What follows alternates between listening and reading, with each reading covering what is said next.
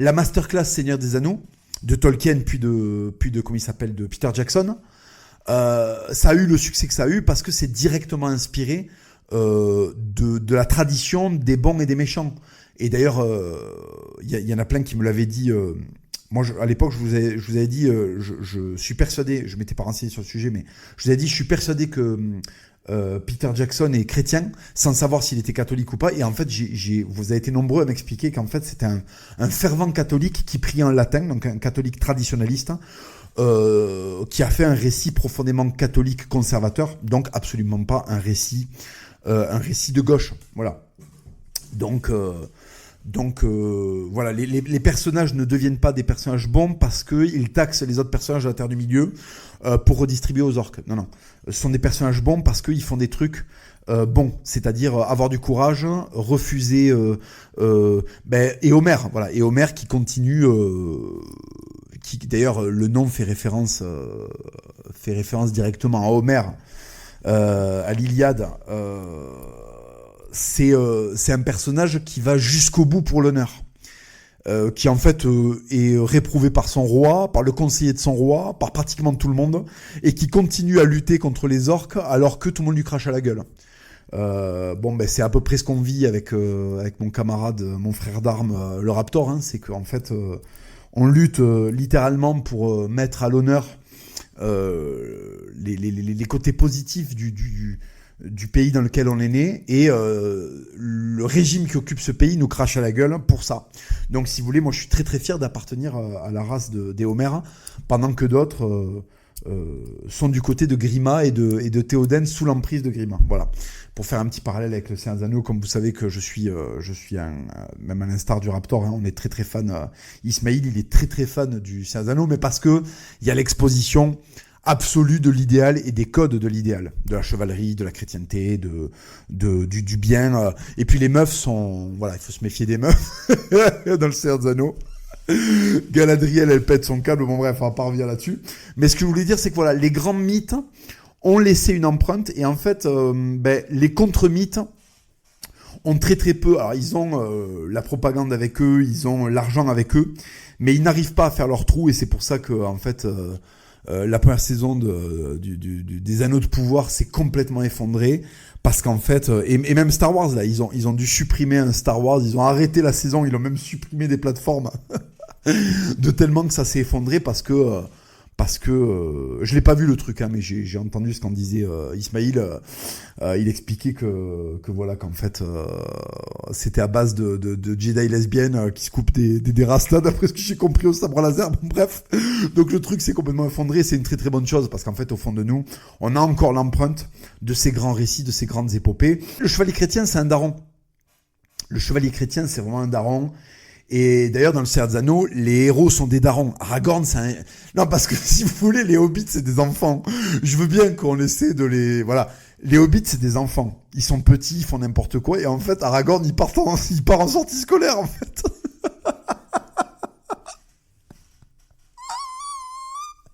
Si vous voulez, quand ils trouvent les hobbits, ils se poursuivent dans la forêt. Ils ont même pas de chaussures. Ces fils de pute sont en culotte courte, littéralement. Ils ont des coupes de cheveux de Beatles. Ils savent pas se battre. Ils sont pas dangereux. Ils sont chapardeurs, menteurs. C'est des gosses. C'est des gosses. Les hobbits, c'est des enfants. Et en fait, le Seigneur des Anneaux, ça raconte l'histoire d'Aragorn, qui lui-même est un grand ado et qui arrête d'être un ado. Je vais pas vous refaire une analyse du Seigneur des Anneaux, mais en fait, il devient père. Il devient père parce que ses gosses, c'est qui ? Si vous voulez, c'est une famille recomposée, la communauté de l'anneau. Le nain, c'est le cousin un peu débile, c'est le cousin trisomique, mais on le garde parce qu'en fait, c'est un enfant de Dieu. Et il a ses propres capacités, il nous ramène à un côté quand même très organique, et il nous ramène à quelque chose de très pur, en fait, quelque part, tu vois. C'est un peu le cousin simplet de la famille. Vous avez Boromir, c'est le tonton raciste. Boromir, c'est le tonton raciste qui a pas de meuf. Et donc ça va mal, ou alors il est veuf. Sa meuf est morte il y a très longtemps, et du coup ça va pas trop. Ça se passait pas très bien à la maison parce que son daron lui faisait des super cadeaux et pas à son petit frère. Boromir, c'est le tonton raciste. Boromir, il est à la table à Noël, il vous dit putain, il y a la marre des orques. Voilà. Et puis vous avez Gandalf, c'est le papy. Et Legolas, c'est l'homo. C'est le PD de la famille. Et en fait, comme on est chrétien, on l'accepte. Bon, il a les cheveux longs, il fait des phrases avec des manières, il tord un peu le poignet. Mais c'est un être humain. Et en fait, il amène du positif et il transcende son côté un peu PD pour rendre service à la Terre du Milieu. Donc du coup, quelque part, c'est la famille. Et en fait, finalement, ça reste un plaidoyer pour que tous les gens puissent trouver leur place dans la grande famille chrétienne et fassent des efforts.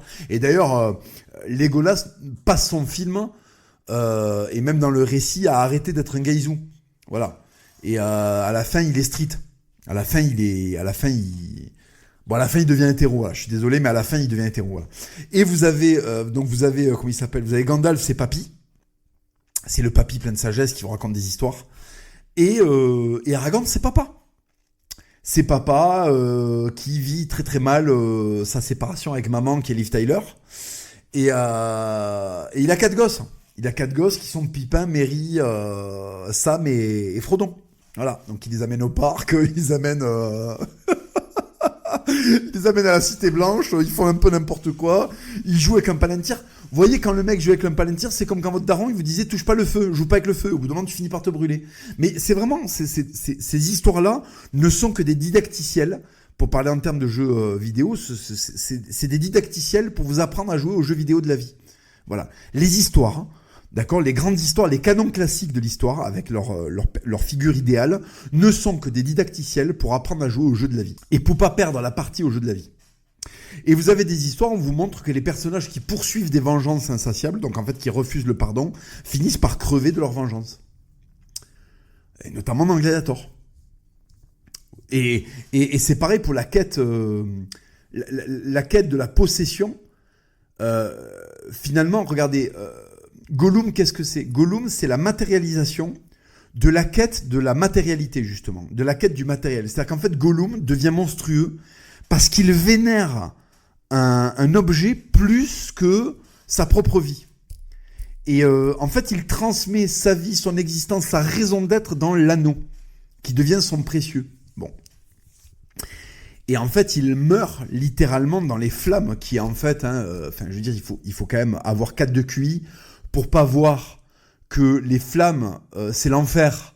La montagne du destin, c'est l'enfer. Quand Gollum finit avec l'anneau à la main brûlé en enfer, c'est que jusqu'à la dernière minute, il n'a pas su se dégager de la matérialité de sa vie d'être humain et va en enfer à cause de ça. Isildur, qui refuse de jeter l'anneau en enfer, amène l'enfer avec lui. Enfin, je veux dire, il y a un moment... être un enculé de fils de pute de gauche et ne pas comprendre ces symboles qui sont évidents, c'est pénible. Tous les gauchos là qui aiment le Seigneur des Anneaux, est-ce que vous vous rendez compte que Isildur amène l'enfer avec lui dans le monde en refusant de jeter l'artefact infernal qui est l'anneau en enfer ? L'anneau, c'est le diable. C'est le diable qui tente les hommes. Il refuse de renvoyer le diable en enfer, donc il l'amène avec lui dans le jardin d'Éden qui est la comté, donc il amène la guerre. Il ramène la guerre. Il mord le fruit défendu.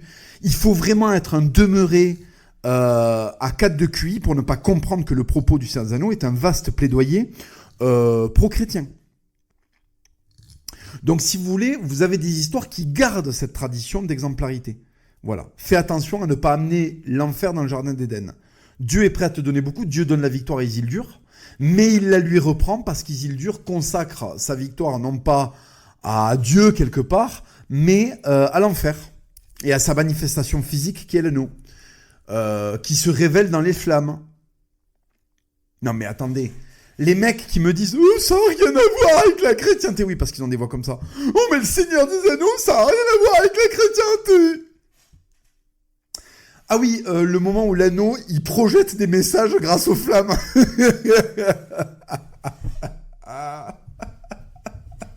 Là où c'est grave, bande de fils de pute d'extrême gauche, c'est que des mecs du Moyen-Âge auraient mieux compris le message du Seigneur des Anneaux que vous, qui avez 1000 ans d'histoire compilée de plus qu'eux. C'est là où c'est très très grave et que vous êtes vraiment des handicapés mentaux. Sans manquer de respect aux handicapés mentaux. Qui sont nécessaires et qui sont une part de la création divine et qui nous rappellent à quel point nous avons de la chance quand nous avons tous nos moyens de pouvoir analyser le bien et le mal. Voilà. Donc si vous voulez, l'histoire et la figure idéale qu'elle comporte est un exemple. Et en fait, aujourd'hui, on est arrivé aussi à un passage, à un moment où les histoires, il y en a tellement qui sont racontées qu'elles baissent en qualité. Parce qu'au Moyen-Âge, il y avait 4-5 histoires. Hein, on les écoutait 5-6 fois dans nos vies. Il y a tellement d'histoires différentes qu'elles baissent en qualité. Et je suis toujours effaré de voir des mecs qui disent oh putain, trop bien ce film. Et le lendemain, ils cuck. Le lendemain, ils retournent dans les travers. Je vais vous donner un exemple très simple. Hein. Là, en ce moment, je suis en train de rechercher des rings de boxe pour pouvoir tourner des sparring avec des gars pour reverser de l'argent à des associations de militaires. Et je me heurte à des gens qui ont tous vu Rocky, qui ont tous vu des films qui parlent du sacrifice, de poursuivre ses idées. Ce sont des mecs qui sont fans de Mohamed Ali, qui a affronté littéralement l'administration américaine pour ne pas trahir ses idées. Bon, même s'il a quand même été dans une certaine façon très promu et laissé faire. Mais ce que je veux dire, c'est qu'ils admirent des mecs comme ça et ils ne le transposent pas sur eux-mêmes. Ils se disent pas, je pourrais être ce héros à mon échelle. Non, non. Ah putain, c'est vachement héroïque ce qu'il a fait. Hein. Mais moi, je peux pas te prêter de ring parce que j'ai très très peur qu'il y ait un article de la Dépêche qui dise oulala, tel ring a servi à... Mais t'as peur de quoi en fait? Comment tu peux regarder le Seigneur des Anneaux, l'avoir kiffé et faire partie de ceux qui veulent pas vexer Grima? Ben, c'est ça en fait. Quand tu refuses que Éomer vienne faire un tournoi à cheval à tel endroit, c'est que tu veux pas que Grima te fasse des réprimandes. Bon, mais t'es du côté de Grima alors. Donc en fait, ferme ta gueule, ne regarde pas Seigneur des Anneaux, ne regarde pas Rocky, ne regarde pas les films qui font l'apologie du sacrifice, parce qu'en fait, t'es une énorme merde et un soumis. Voilà. Donc c'est ça qui se passe. C'est que je n'ai que des gens qui me disent putain, génial, je suis à fond derrière toi, j'adore tes idées. Et au moment d'en faire la preuve, il y a de la queuquerie puissance 1000. Voilà. Il y a de la queuquerie puissance 1000. Vous avez, j'ai parlé récemment d'un sportif très célèbre, pour ne pas le nommer Benoît Saint-Denis, qui s'est fait tatouer une croix templière sur le pec et qui en fait m'a unfollow parce que je pouvais représenter potentiellement une critique qu'on pourrait lui adresser. Mais pourquoi tu suis Papacito sur Instagram? Voilà. Mais dans ce cas-là, faut pas regarder des chevaliers parce que eux, les chevaliers, on leur demandait pas pourquoi ils suivent, pourquoi ils ont liké la dernière publication de l'évêché de Clermont-Ferrand, tu vois. Ah mais c'est un facho en fait. Bah non, c'est pas un facho, c'est un croisé. Voilà. Il croit en Dieu et aux forces du mal. Il croyait en Dieu et aux forces du mal. Et ça finit à Antioche à mettre des têtes de Turcs sur des pics. Voilà. Donc si tu veux, bon, ta gueule en fait. Voilà. Il faut être, à un moment, si on est fan, il faut pouvoir le dire. Et il faut pouvoir le démontrer. Enfin, il faut pouvoir, comment dire? C'est pas qu'il faut pouvoir le dire. Il faut pouvoir être capable de dire je suis fan et je suis fan et je suis légitime à l'être. Parce qu'en fait, dans ma vie, j'ai appliqué ce que me demande d'appliquer ce film ou ce que montre en exemplarité telle histoire. En fait, la distance que vous mettez entre les histoires et votre vie, elle doit être très réduite. S'il y a quelque chose qui vous a inspiré dans le film, retranscrivez-le dans vos putains de vies. Ok? Retranscrivez-le dans vos putains de vies. Ah ouais, j'ai adoré le moment où Aragorn, il affronte les orques sans baisser les yeux. Et le même mec va voter LFI. Donc littéralement pour importer des orques dans la Terre du Milieu. C'est ça en fait. Hein. LFI, c'est ça. Hein.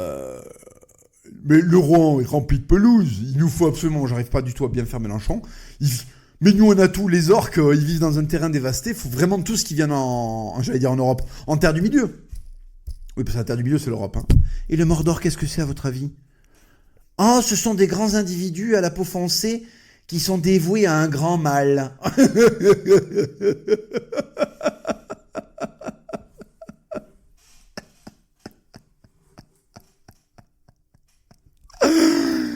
Il se prosterne devant une très grande tour qui fait de la lumière. Mais dans quel endroit du monde il y a une très grande tour qui fait de la lumière?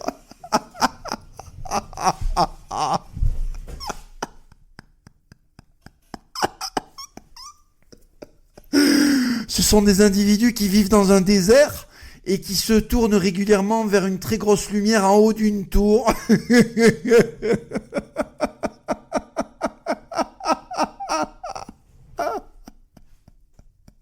Il y a encore des musulmans pour être fans du Seigneur des Anneaux.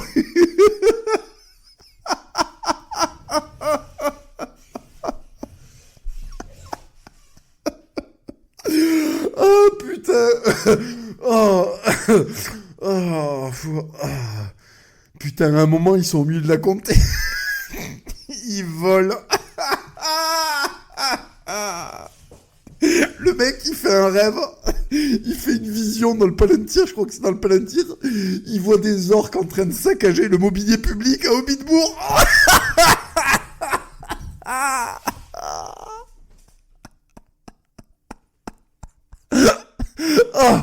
ah, putain. Ah, ah, putain.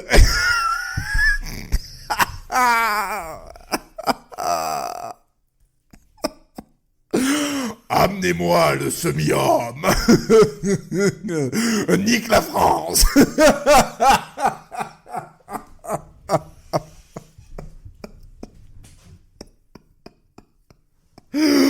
Oh putain. Oh.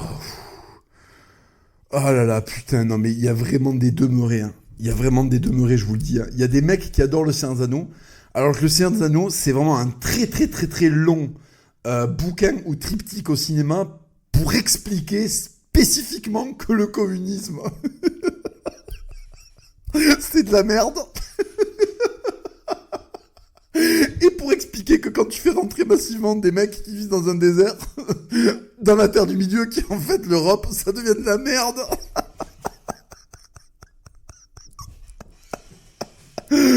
Oh putain. Oh, oh là là. Ah. Oh là là, putain. Oh là là. Ah, le fils de pute de gauche qui aime le Seigneur des Anneaux. Les musulmans, c'est plus rare parce qu'ils sentent quand même qu'il y a des trucs qui les visent directement.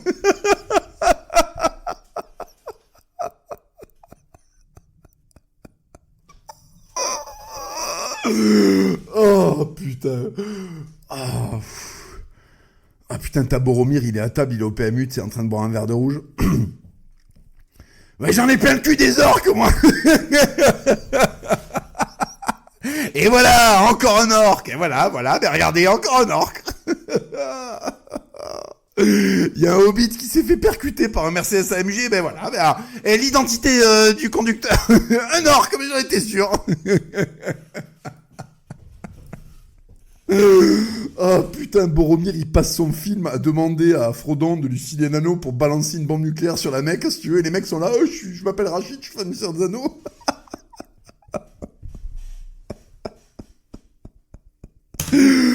Oh putain.